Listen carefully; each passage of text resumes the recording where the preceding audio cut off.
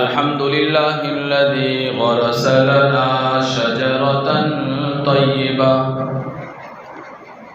أصلها ثابت وفرعها في السماء والصلاة والسلام على رسولنا الذي بنى لنا بيتا سيته في الآفاق والأنحاء وعلى آله وأصحابه النجباء. أما بعد فقد قال الله تبارك وتعالى في كتابه المجيد والفرقان الحميد: أعوذ بالله من الشيطان الرجيم. بسم الله الرحمن الرحيم. إنك ميت وإنهم ميتون. وقال الله تبارك وتعالى في موضع آخر: قل إن صلاتي ونسكي ومحياي ومماتي لله رب العالمين لا شريك له وبذلك أمرت وأنا أول المسلمين. وقال النبي صلى الله عليه وسلم: لا إله إلا الله إن للموت سكرات، أو كما قال النبي صلى الله عليه وسلم. صدق الله العظيم وصدق رسوله النبي الكريم، ونحن على ذلك لمن الشاهدين والشاكرين، والحمد لله رب العالمين.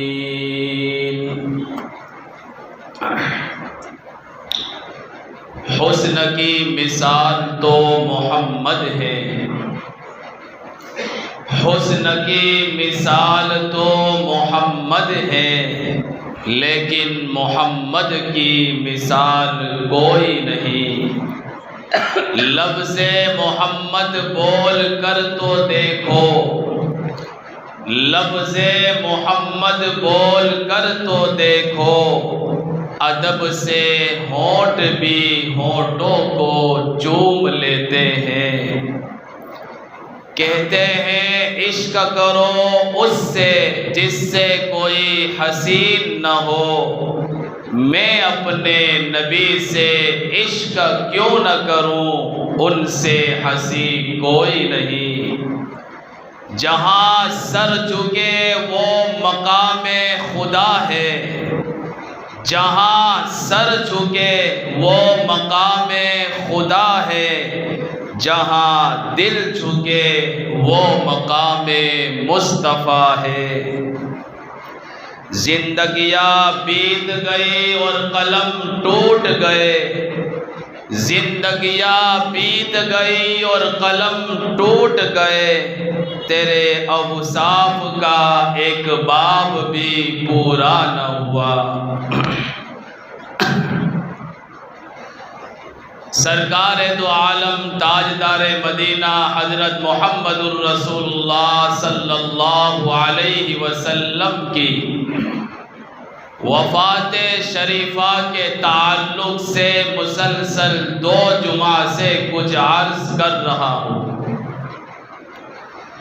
گزشتہ جمعہ میں یہ بات آئی تھی کہ وفات سے 4 دن قبل نبی کریم صلی اللہ علیہ وسلم حضرت علی اور عباس کا سہارا لے کر مسجد نبوی کے اندر تشریف لائے اور صدیق اکبر کے پہلو میں بیٹھ کر آپ نے صحابہ کو نماز پڑھائی، اور نماز کے بعد وہ بے مثال اور لاجواب خطبہ ارشاد فرمایا کہ جسے تاریخ نے محفوظ کر کے رکھا ہے۔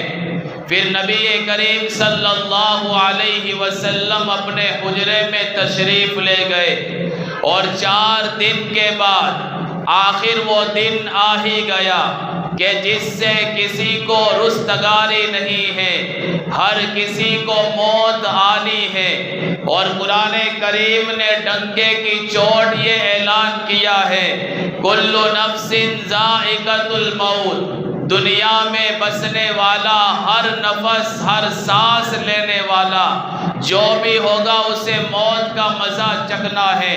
چنانچہ امام الانبیاء صلی اللہ علیہ وسلم کو بھی قرآن کریم نے بہت پہلے ارشاد فرما دیا تھا، انک میت وانہم میتون، کہ آپ کو بھی موت کا پیالہ نوش کرنا ہے۔ چنانچہ وہ دن آ گیا جس میں نبی کریم صلی اللہ علیہ وسلم کی وفات ہونی تھی، لیکن آپ نے وفات سے پہلے ایام علالت میں، ایام بیماری میں امت کو بہت ساری ضروری باتوں کی رہبری فرمائی۔ جس دن وفات ہوئی نبی کریم صلی اللہ علیہ وسلم کی، اس دن طبیعت میں تھوڑا سکون تھا، اس لیے نبی کریم صلی اللہ علیہ وسلم نے چاہا کہ آخری بار اپنے صحابہ کو دیکھ لو، چونکہ مسجد سے حجرہ متصل تھا۔ آپ نے حجرے کا پردہ اٹھایا، صحابہ فجر کی نماز کے اندر مشغول تھے، صدیق اکبر امامت کروا رہے تھے، پیارے آقا نے پردہ ہٹایا، صحابہ نے آنکھ کی کنکھیوں سے دیکھا کہ اللہ کے رسول شاید آنا چاہتے ہیں۔ صدیق اکبر نے چاہا کہ مصلی امامت سے پیچھے ہٹ جائیں، آپ نے اشارے سے روک دیا اور صحابہ کو نماز کی حالت میں دیکھ کر مسکرا پڑے۔ گویا قرآن کریم کی آیت کی تعبیر تھی، تراہم رکعا سجدا، کہ آپ صحابہ کو دیکھیں گے کہ وہ رکوع میں ہے، کبھی سجدے میں ہے۔ اللہ کے رسول نے صحابہ کا دیدار کیا اور صحابہ نے آخری جمال اقدس کا دیدار کیا۔ پھر آپ نے اپنا پردہ گرا دیا۔ بدن میں اتنی قوت اور طاقت بھی نہیں تھی کہ پردے کو صحیح گرا سکے، بہرحال آپ نے جیسے تیسے پردہ گرایا اور اپنے حجرے کے اندر تشریف لے گئے۔ نماز کے بعد خلیفۃ المسلمین، امام المسلمین سیدنا صدیق اکبر رضی اللہ تعالی عنہ نبی کریم صلی اللہ علیہ وسلم کے پاس تشریف لائے تو آپ کی طبیعت میں سکون تھا، طبیعت پرسکون تھی، اس لیے چاہا کہ حوالی مدینہ کے اندر جو ان کا گھر تھا وہاں چند منٹوں کے لیے جا کر واپس آ جائیں۔ نبی کریم صلی اللہ علیہ وسلم نے اجازت دے دی۔ صدیق اکبر رضی اللہ تعالی عنہ نبی کی اجازت لے کر حوالی مدینہ کے اندر اپنے گھر تشریف لے گئے۔ حضرت عائشہ فرماتی ہے حضرت علی رضی اللہ تعالی عنہ تشریف لائے اور آپ کی مزاج پرسی کی۔ جب آپ کے حجرے سے باہر نکلے تو جو لوگ آپ کی صحت کے منتظر تھے انہوں نے علی سے سوال کیا کہ اب کیسی طبیعت ہے پیارے آقا کی؟ حضرت علی نے فرمایا اصبح بحمد اللہ بارئن، کہ اب طبیعت بہت اچھی ہے۔ حضرت علی رضی اللہ تعالی عنہ نے یہ لوگوں کو جواب دیا، لیکن وقت موعود آ چکا تھا، وفات کا وقت آ چکا تھا، اس دنیا سے امام الانبیاء کے پردہ فرمانے کا وقت آ چکا تھا۔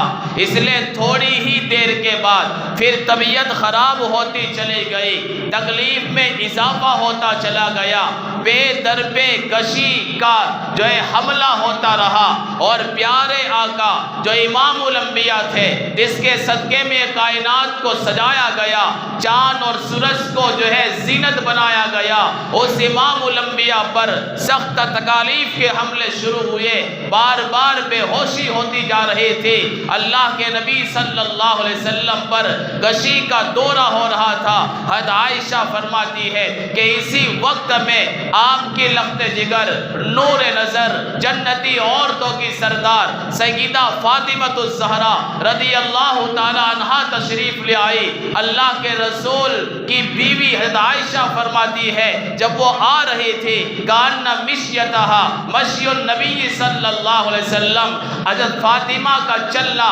نبی کے چلنے کے مشابہ تھا۔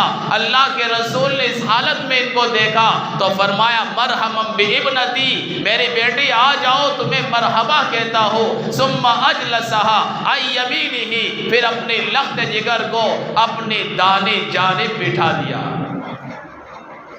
اور بلا کر کان میں آہستہ سے کچھ کہا تو فاطمہ پھوڑ پھوڑ کر رونے لگی۔ پھر بلا کر کان میں کچھ کہا تو مسکرانے لگی، ہنسنے لگی۔ عائشہ نے اور صدیقہ کائنات نے پوچھا، فرمایا کہ ایک راز ہے جو میں فاش کرنا نہیں چاہتی، لیکن نبی کی وفات کے بعد حضرت فاطمہ نے خود بتایا جب میں نبی کے پاس آئی، ابا جان کے پاس آئی تو مجھے کان میں چپکے سے یہ کہا کہ ایسا لگتا ہے کہ میں اس دنیا سے جانے والا ہوں، تو میں رو پڑی۔ لیکن پھر نبی نے فرمایا کہ فاطمہ کیا خوش نہیں اس بات سے کہ میرے خاندان میں سے سب سے پہلے تو مجھ سے ملے گی، اور کیا تو اس سے خوش نہیں ہے کہ تجھے جنتی عورتوں کا سردار بنایا جائے؟ اس بات پر میں مسکرا پڑی۔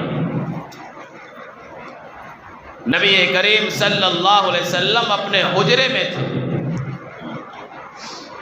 اور فاطمہ سامنے بیٹھی ہے، اللہ کے رسول کی حالت دیکھ رہی ہے کہ نبی کی حالت بگڑتی جا رہی تھی، تکلیف میں اضافہ ہوتا جا رہا تھا۔ اتنی سخت تکلیف تھی کہ اللہ کے رسول کی زبان سے الفاظ جاری ہوئے لا الہ الا اللہ، کہ اللہ کے سوا عبادت کے لائق کوئی نہیں ہے، ان للموت سکرات، کہ موت کی بڑی سختی اور تکلیف ہے۔ اللہ کے رسول یہ فرماتے جا رہے تھے۔ حضرت عائشہ فرماتی ہے پیارے آقا کے پاس پانی کا پیالہ تھا، آپ پانی میں ہاتھ ڈالتے پھر اپنے چہرے پر ملتے، کبھی آپ اپنا ایک پاؤں پھیلا دیتے پھر اپنا پاؤں اکٹھا کر لیتے تھے، کبھی چادر اوڑھ لیا کرتے تھے اور کبھی چادر اتار دیا کرتے تھے۔ حضرت فاطمہ نے منظر دیکھا، دوڑ کر اپنے ابا جان کو سینے سے لگا لیا اور پھوٹ پھوٹ کر رونے لگی اور کہا واہ کر بتا، ہائی میرے ابا کی جو ہے تکلیف اور پریشانی۔ پیارے آقا نے فرمایا یا فاطمہ لیس الکرب علی ابیک بعد اليوم، آج کے بعد تیرے ابا کو کوئی بے چینی نہیں ہوگی۔ فاطمہ آنسو بہا رہی ہے، فاطمہ گر گڑا کر رو رہی ہے۔ اللہ کے رسول نے فرمایا کہ فاطمہ رونے کی بات نہیں ہے، جب میرا انتقال ہو جائے تو انا للہ و انا الیہ راجعون پڑھ لینا اور اپنے نبی کے فرمان پر عمل کر لینا، تو مجھے سب سے پہلے ملے گی موت کے بعد۔ اللہ جب فاطمہ خوش ہو گئی، اللہ کے رسول کی تکلیف بڑھتی گئی۔ حضرت عائشہ فرماتی ہے کہ اللہ کے نبی کی زبان مبارک سے یہ الفاظ جاری ہو گئے اللہم اعنی علی کرب الموت، اے اللہ موت کی سختی میں میری مدد فرما۔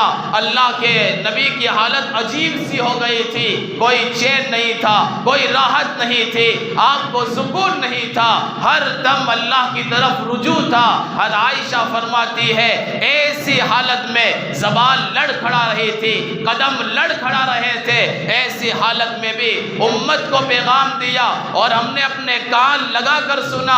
اللہ کے نبی کی زبان سے ارشاد ہو رہا تھا الصلاۃ الصلاۃ وما ملکت ایمانکم، کہ اے میری امت نماز کو مضبوطی سے پکڑ کے رکھنا اور اپنے غلاموں کے ساتھ، اپنے محتاطوں کے ساتھ، اپنے دست نگروں کے ساتھ اچھا سلوک کرنا۔ علماء یہ فرماتے ہیں ان دو جملوں میں پیارے آقا نے پورے دین کو بیان کر دیا، کیونکہ نماز کا تعلق اللہ کے حق سے ہے، یعنی اللہ کے کے جتنے حقوق ہیں وہ سب ادا کرنا، اور غلاموں کا تعلق حقوق العباد سے ہے، یعنی جتنے بھی حقوق العباد ہے اسے تم ادا کرتے رہنا۔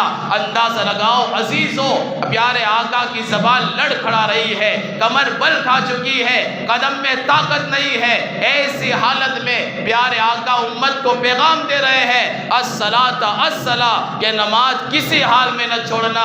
آج نبی کے نام لیوا عاشقان رسول نبی کی ولادت کے نام پر بازار تو سجا دیا کرتے ہیں، سڑکیں جام کر دیا کرتے ہیں، لیکن انہیں نبی کا یہ فرمان یاد نہیں ہے کہ نبی کی آنکھوں کی ٹھنڈک نماز میں ہے۔ جعلت قرۃ عین الصلاۃ، اگر تم اپنے دعوے میں سچے ہو، عشق مصطفیٰ تمہاری رگ رگ میں بسا ہوا ہے، اگر ہمت ہے تو مسجد میں آ کر دکھاؤ، اور ایک مرتبہ نہیں، کھاٹ کی نہیں، 60 کی نہیں، 308 کی نہیں، بلکہ روزانہ 5 مرتبہ مسجد میں آ کر نماز ادا کر کے اپنے عشق مصطفیٰ کے دعوے کو پورا کیا کرو، تب ہم سمجھے کہ تم عاشق رسول ہو۔ اس لیے کہ پیارے آقا نے جملہ اور نصیحت اپنی وفات سے کچھ دن پہلے نہیں، چند لمحوں پہلے امت کو نصیحت کی تھی، اور آج امت کا ایک بڑا طبقہ نماز سے غافل ہے، مسجدوں سے دور ہے۔ آج انہیں اجمیر جانے میں آسانی لگتی ہے، لیکن مسجد میں آنے سے ان کے قدم لڑ کھڑا جاتے ہیں۔ کیا اجمیر کا بابا کیا اولاد کا مالک ہے، یا شفا کا مالک ہے، یا بیماری کے دور کرنے کا مالک ہے؟ ارے اجمیر جانے کے بجائے کسی غریب کی مدد کر دو، کسی بیوہ کی مدد کر ڈالو، کسی یتیم کے سر پر دستے شفقت رکھ دو، تمہارا خدا تمہیں مل جائے گا۔ درگاہوں پر جانے سے، مزاروں پر ماتھے ٹیکنے سے خدا نہیں ملتا، خدا مخلوق کی خدمت سے ملتا ہے، اور اس کے در پر آ کر پیشانی جھکانے سے ملتا ہے۔ یہ پیارے نبی نے امت کو جو ہے تعلیم دی ہے۔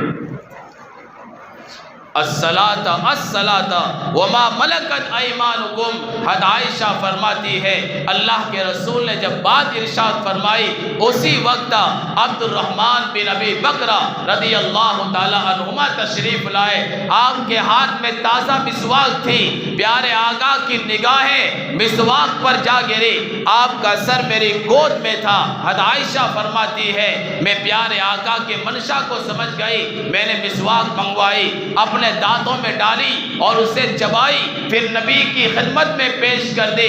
حضرت عائشہ فرماتی ہے نبی نے اس حالت میں بھی ویسے ہی مسواک کیا جیسے زندگی میں کیا کرتے تھے، اور عائشہ فخر کے ساتھ بیان کرتے تھے کہ اللہ نے میرے ساتھ یہ معاملہ کیا کہ نبی کی دنیا کا آخری دن اور آخرت کا پہلا دن، یا یوں کہو دنیا کی آخری گھڑی میں اور آخرت کے پہلے دن میں میرا لعاب اور نبی کا لعاب دہن اللہ نے جمع کر دیا، اور عائشہ کے دشمنوں کو بتایا کہ عائشہ تا قیامت نبی سے جدا نہیں ہو سکتی۔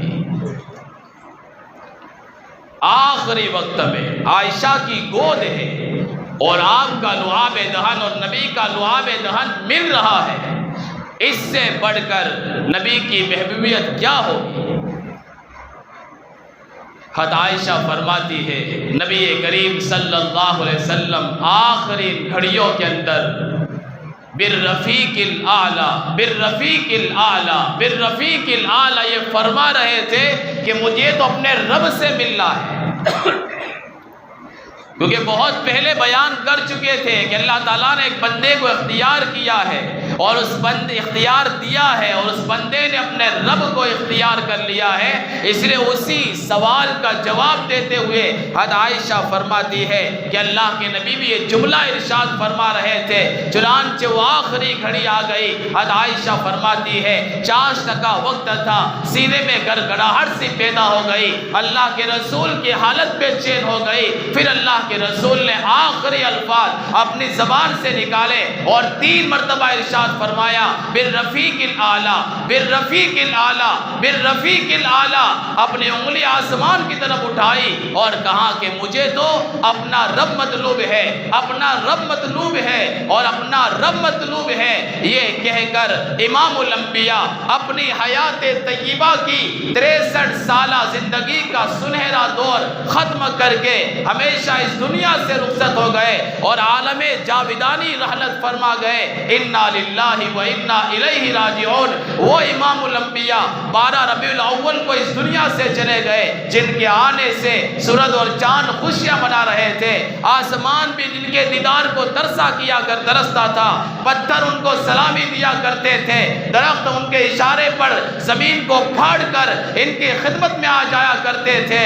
وہ امام الانبیاء چاشتہ کے وقت 12 ربیع الاول کو اس دنیا سے رخصت ہو گئے اور دنیا پھر تاریک ہوتی چلی گئی۔ شاعر یوں کہتا ہے، ہو نہ یہ پھول تو بلبل کا ترنم بھی نہ ہو، ہو نہ یہ پھول تو بلبل کا ترنم بھی نہ ہو، چمن دہر میں کلیوں کا تبسم بھی نہ ہو، یہ نہ ساقی ہو تو پھر میں بھی نہ ہو، خم بھی نہ ہو، بس میں توحید بھی دنیا میں نہ ہو، تم بھی نہ ہو۔ خیمہ افلاک کا استادہ اسی نام سے ہے، نبض ہستی تپش آمادہ اسی نام سے ہے، دشت میں دامن کوہسار میں میدان میں ہے، بحر میں موج کی آگوش میں طوفان میں ہے، چین کے شہر مراکش کے بیابان میں ہے اور پوشیدہ مسلمان کے ایمان میں ہے۔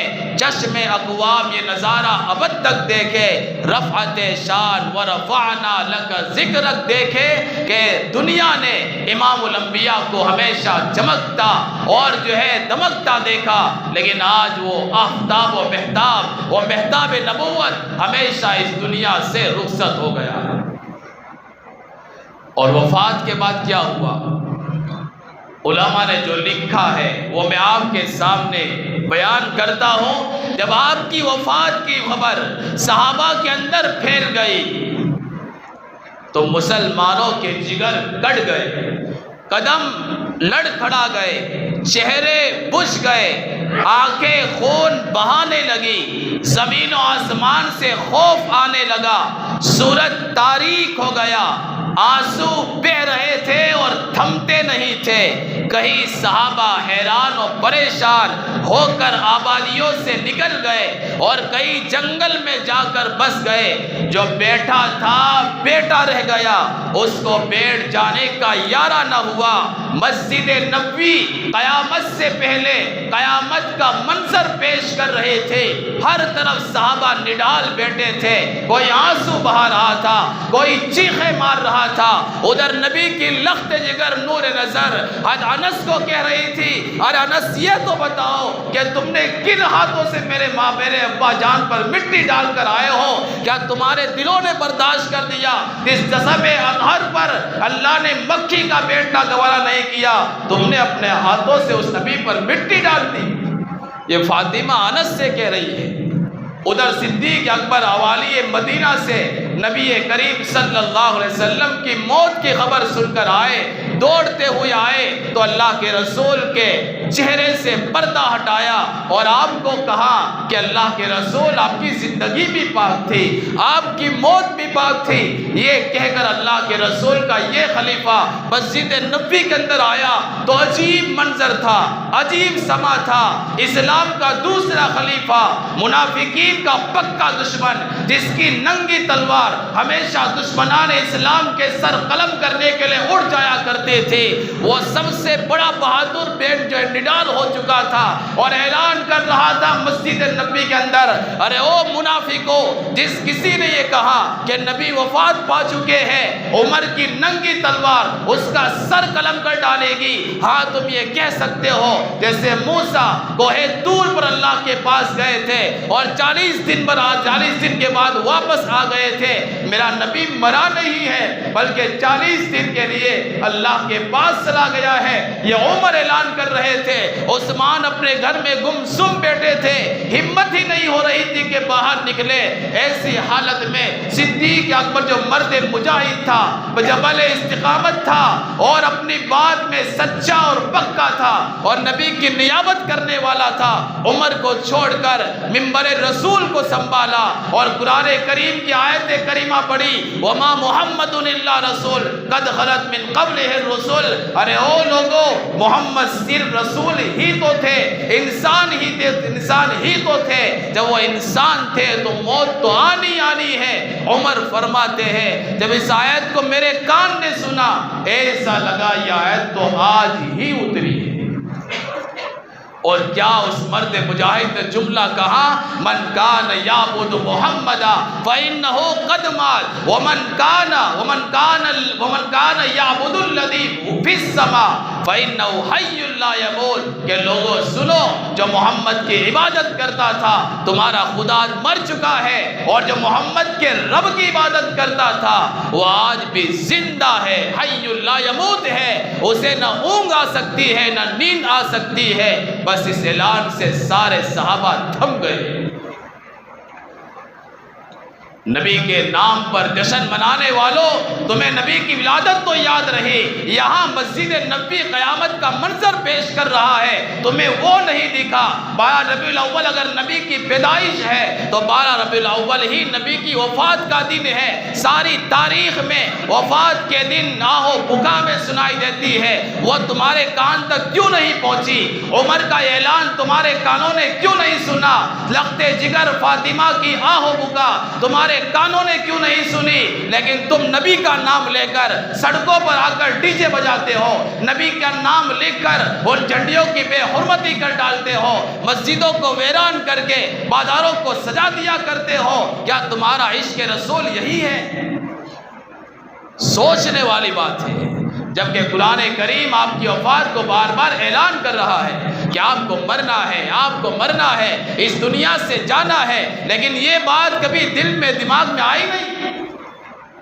بس جہاں ہب ہب کرنے مل جائے، میٹھا میٹھا ہو جائے، وہاں نبی کا نام آگے کر دیتے ہیں، اور جہاں نبی نے فرمایا نماز پڑھو تو اسی پیغام کو ہم بھول جایا کرتے ہیں۔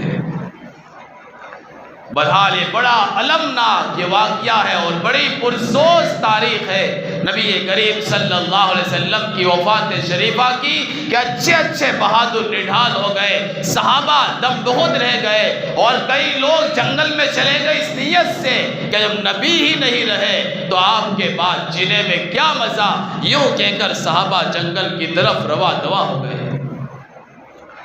بہرحال اللہ کے رسول صلی اللہ علیہ وسلم نے وفات سے پہلے کتنے سارے پیغامات دیے، اور آپ نے سنے۔ ہم ارادہ کریں کہ نبی نے وفات سے پہلے جو امت کو پیغامات دیے ہیں، چاہے وہ نماز کے تعلق سے ہو، چاہے قبر پرستی کے تعلق سے ہو کہ قبروں کو سجدہ گاہ مت بناؤ، یا پھر جو ہے عورتوں کے ساتھ حسن سلوک کے تعلق سے ہو، یا نوجوانوں کو آگے بڑھانے کے تعلق سے ہو، ان تمام باتوں کو ہم اپنی زندگی میں لانے کی کوشش کریں تو انشاءاللہ اس سے روح نبی صلی اللہ علیہ وسلم خوش ہوگی، اور اگر نبی کے تعلیمات کے خلاف ہم نے کام کیا تو نبی کی روح کو تکلیف ہوگی۔